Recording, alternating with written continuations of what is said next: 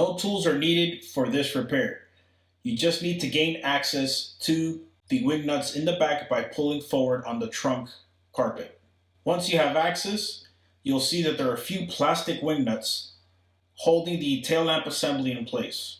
With your hands, just screw to the left and it'll undo the wing nuts. Sometimes they could be a little tight, so just use a set of pliers to break them loose and you can undo them the rest of the way with your hands. Don't forget the side where the reverse lamp is, as this is also attached to the tail lamp assembly. Then pull back on the tail lamp assembly. You might need to pull up on the studs on the inside where the wing nuts were attached to in order to get it to break loose. Once it's loose, you can disconnect each socket to completely free the tail lamp assembly. If you have any bulbs you need to change, this is how you would do it. For installation, grab your tail lamp assembly and hook up all the bulbs once again.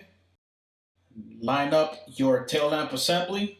Make sure that all the studs are lined up to the holes and then just wiggle it in.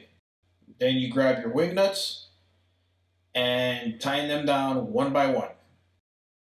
And that's it. Doesn't get much easier than this.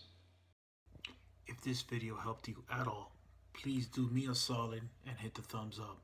Appreciate it.